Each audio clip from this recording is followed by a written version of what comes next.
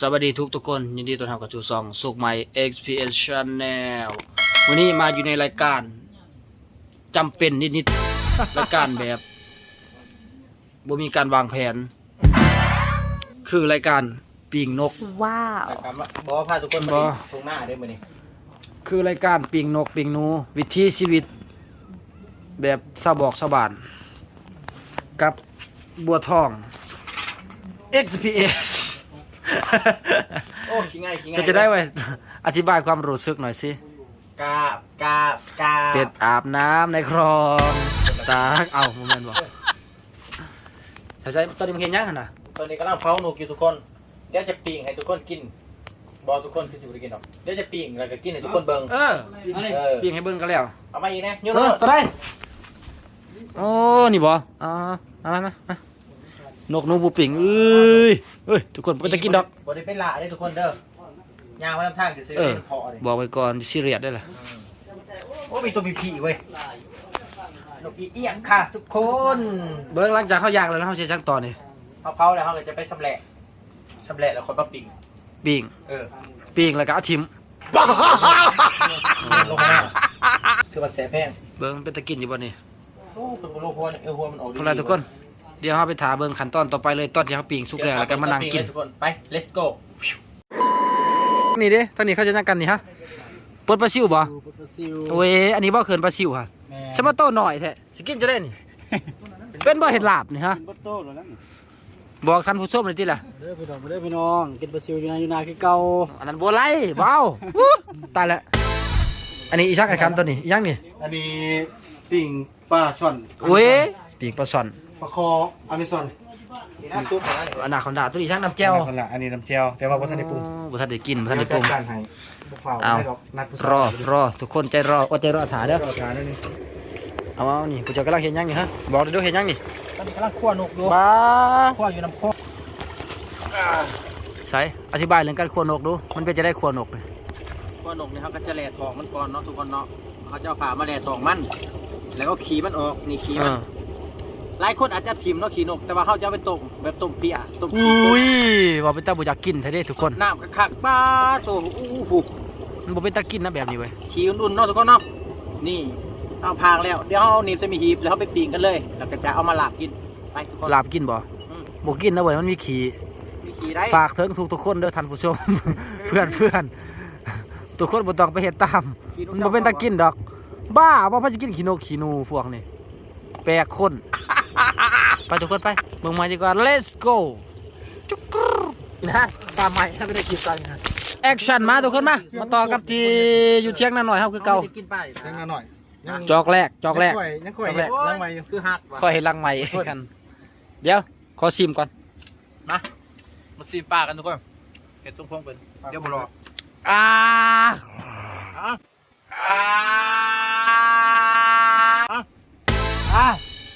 นี่ไหม โอ้ยบ่ไหว้บ่เฒ่าบ่ไหว้นักไล่ผมจะเอาไป ไม่กันขี่หัวปลาดุกเนาะทุกคนเนาะคำเล็ก หัวปลาดุกมา โอ้ นี่นี่เบิ่ง เลย ลูกกระทายแล้วบ่ ถ่ายแล้ว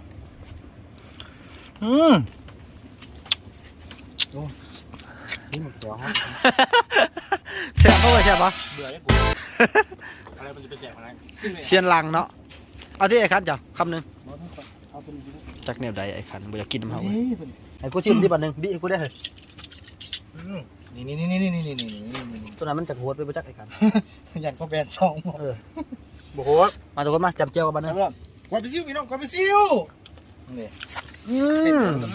เต็มบ่ลูกเต็ม ปลาดุกโอเคอยู่พอกิน มาละ เดี๋ยวมาดิ ท่านได้กินข้าวเพชรเนี่ยทีเวลา4 โมงป้ายแล้วข้าวเที่ยงมันกิน มาคันว่าคำเน้นๆเด้อ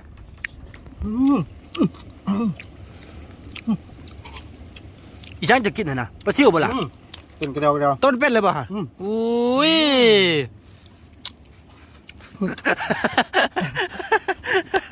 มาดิใช่ละนั่งเซยอยู่ ไอ้ทุกคนไอ้เอาเน้นๆจะคำหนึ่งเอาเน้นๆเนี่ย คงมันมาขักแต่ จัดไปจัดไป ยินเน็ตจังบาทเป๊กดูก่อนทางเป๊กกันมันกึบมาบวกเศร้า บวกเศร้า ประมาณ 2 มือเลยเอ้าสายกับกัว เอาดีไปก่อนเพิ่นเลยเหรอไปก่อน อันนั้นไปก่อนเลยเนาะ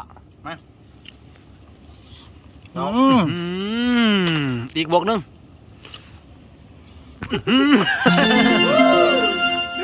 เป็นได้เว้ยเป็นได้อาการ ผมลำตัวนี้ ขึ้นบ่ล่ะผมเห็นดิ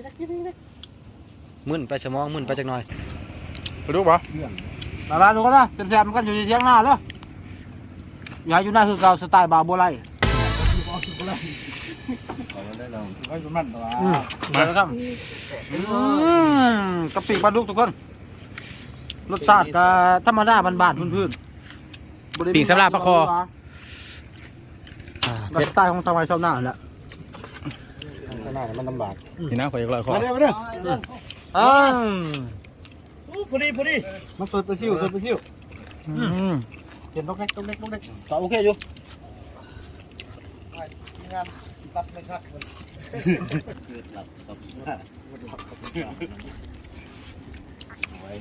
มันก็ซ่อนมันนี้ มาทุกคนอย่าถือสากันเด้อเห็นเขากินดิบแดงๆอย่าว่ากันเด้อตัวนี้มันเป็นความสอบความมักส่วนบุคคลเนาะไผบ่กินก็บ่ว่ากันได้จังซั่นโลดได้เบิ่งทางปิงนกพี่น้องเฮาไก่สิสุกแล้วบ่ไก่หรือยังนี่ไก่แล้วไก่แล้วบ่ไก่สุกแล้วเดี๋ยวใจรอเด้อพี่น้องทุกคนเบิ่งนี่แหมอ้อยหอยรับรองมั่นปากแน่นอนวันนี้ฮอตทั้งต้น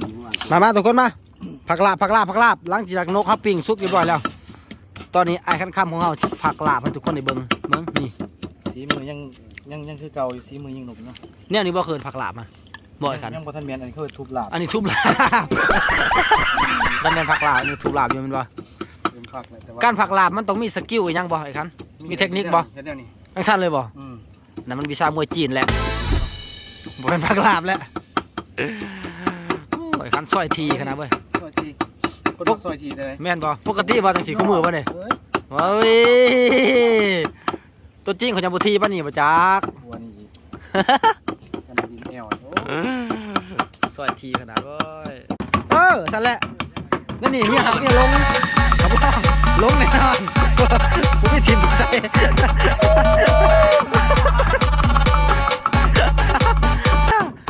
สั่นละเวลาพักทีที ซอยไม่ต้องซอยพักเขาบอกพัก โอ้ซอยบ่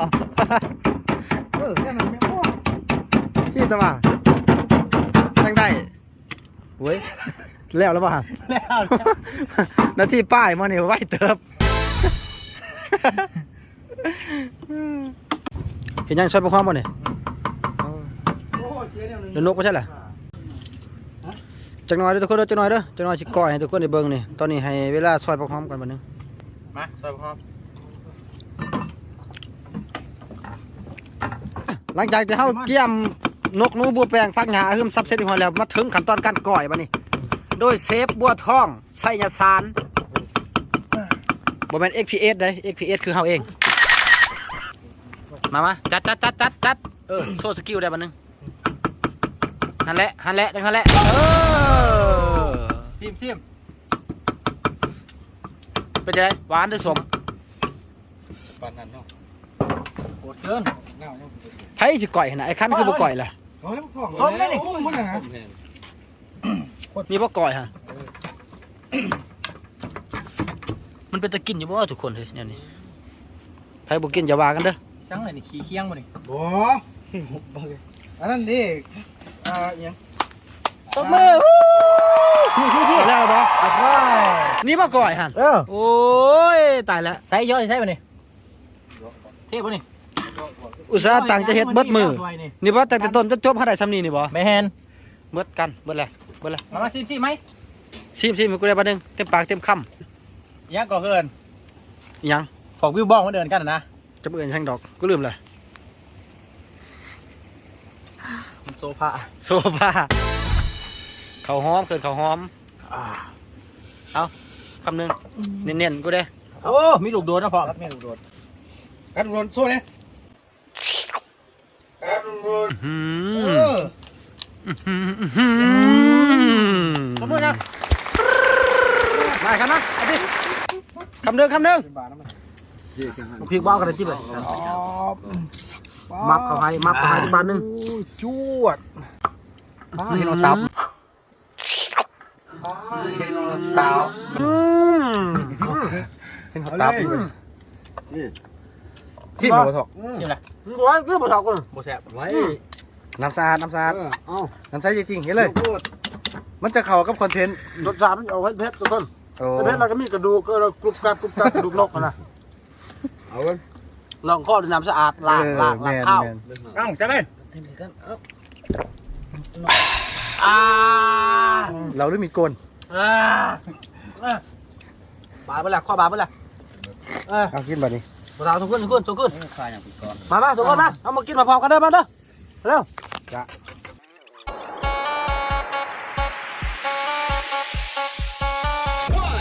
3, come on!